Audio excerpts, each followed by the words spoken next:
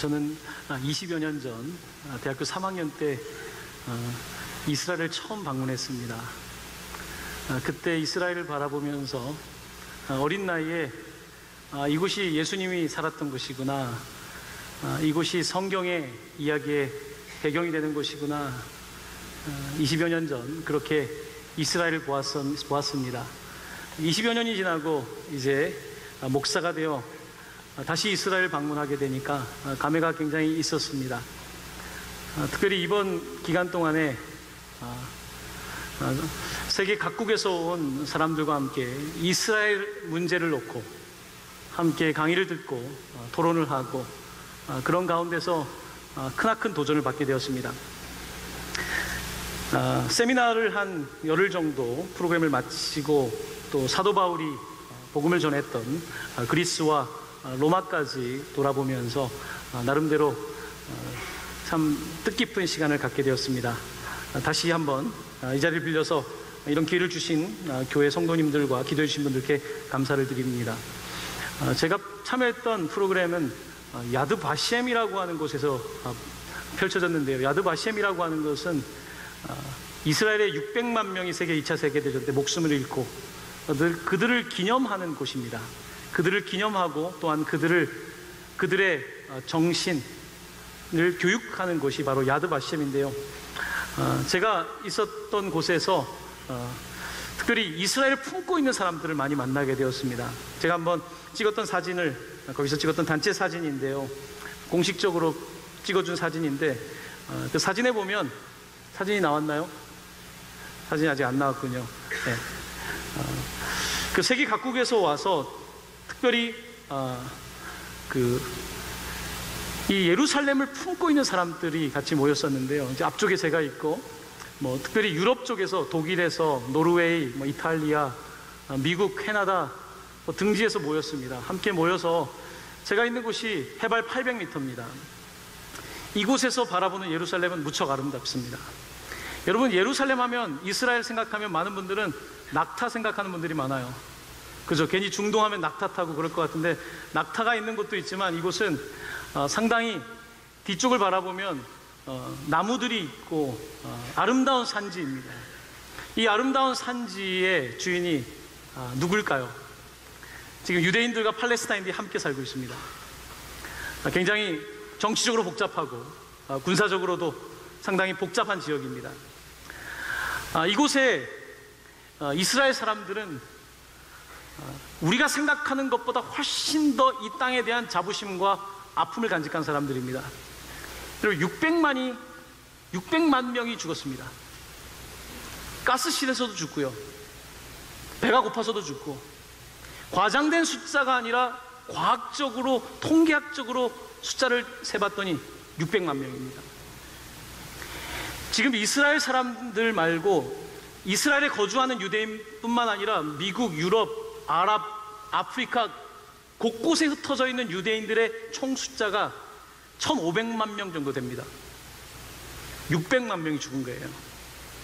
그들이 살아있었다면 지금 그들의 인구는 아마 3,000만 명 이상이 됐겠죠.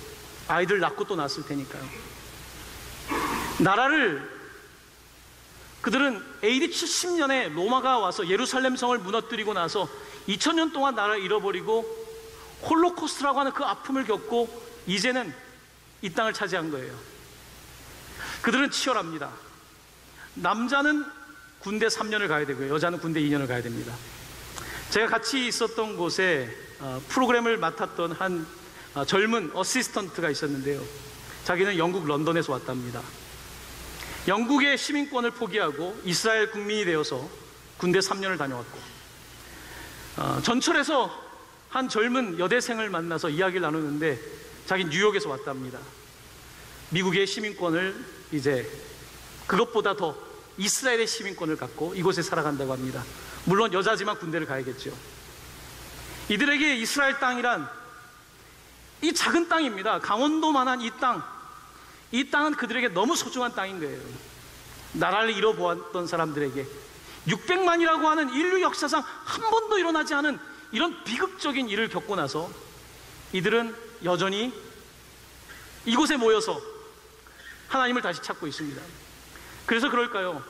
통곡의 벽이라고 있죠. 통곡의 벽에 가면 그렇게 유대인들은 그곳에서 기도합니다. 무엇 때문에 그렇게 기도할까요?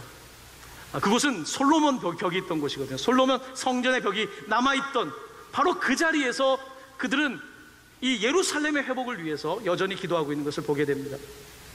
저는 그 자리에서 참 많은 것을 보고 느꼈습니다. 참 많이 울었어요. 강의를 듣는 게 힘들었어요. 평범한 사람들을 죽이는 히틀러와 독일뿐만 아니라 그 옆에 있었던 폴란드, 루마니아, 또한 침묵했던 이탈리아, 프랑스, 당시에 유럽에 있는 모든 국가들이 다 크리스찬 국가들 아닙니까?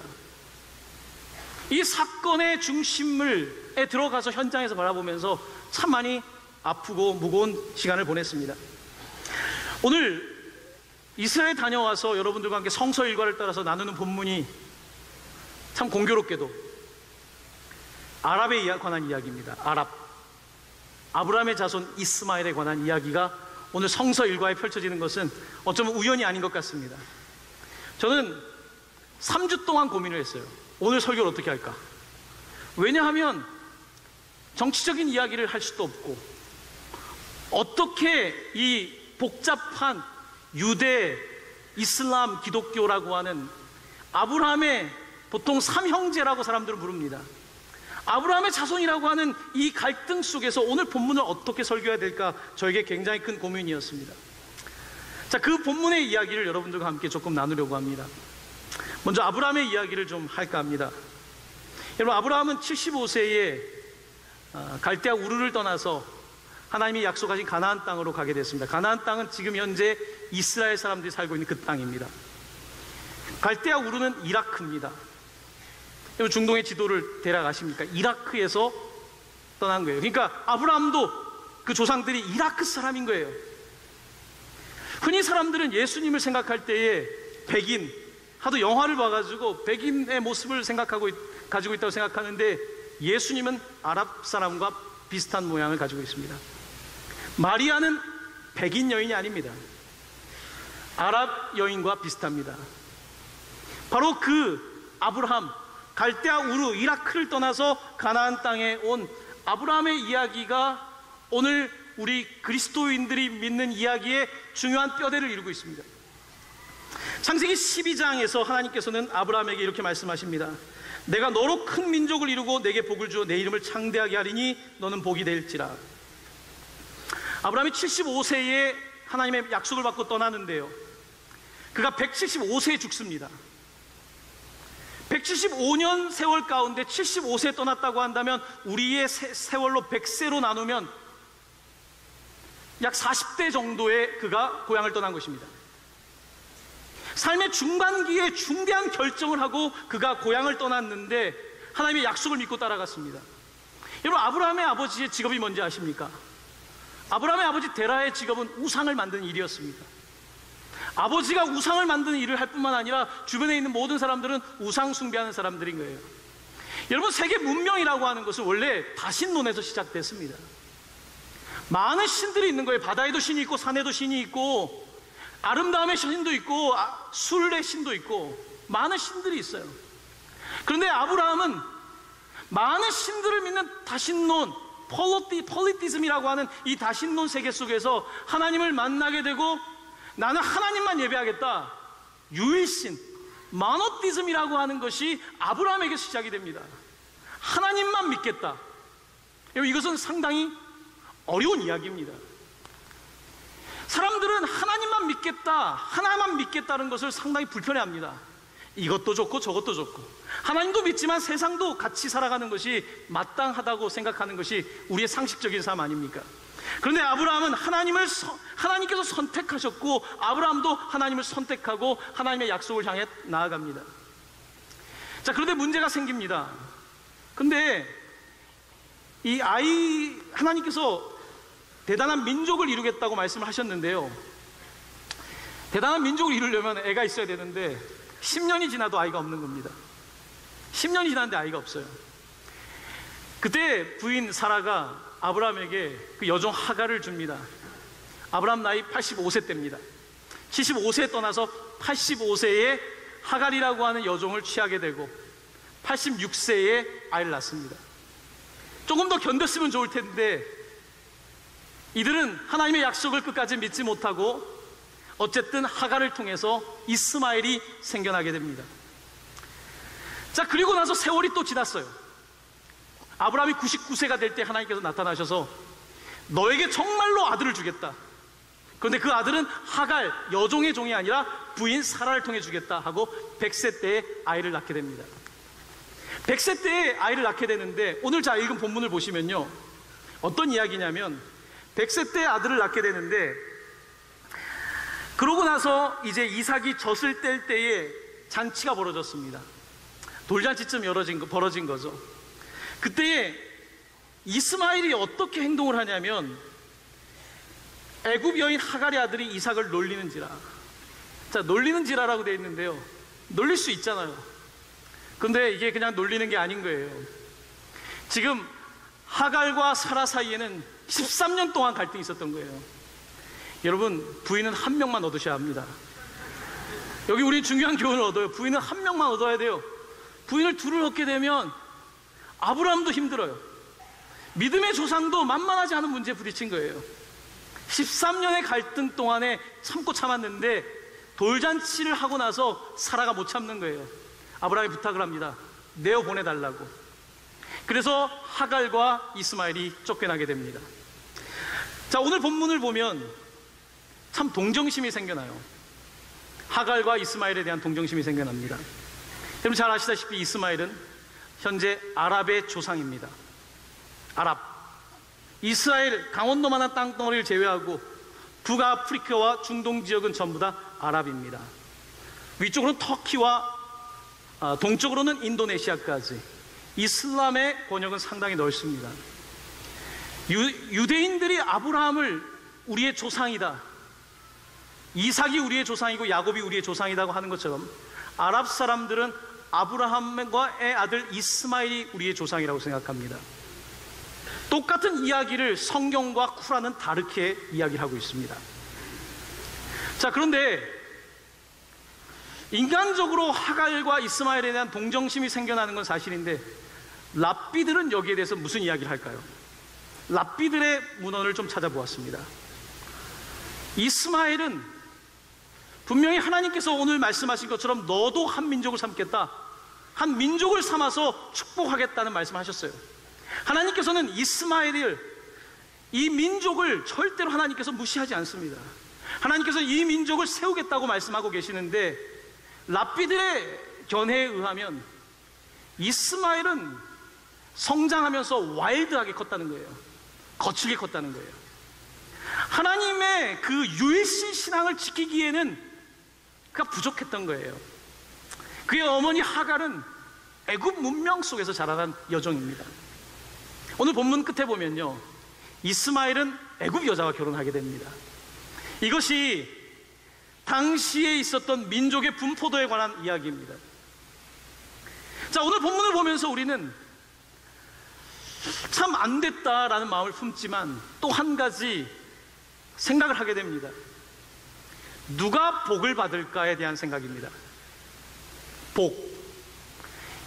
유대인들은 아브라함과 이삭과 야곱의 하나님을 지금도 불러요. 안식일날 그들의 기도문을 보면 반드시 아브라함과 이삭과 야곱의 하나님을 부르게 되어 있습니다. 아랍 사람들은 이스마엘을 여전히 부르고 아브라함을 부르며 그들의 신앙을 갖고 있죠. 또한 우리 그리스도인들은 어떻습니까? 우리도 아브라함이 우리의 조상이라고 생각하지 않습니까? 믿음의 조상 아브라함, 어릴 때부터 노래로 배웠던 바로 우리도 아브라함이 조상인 거예요.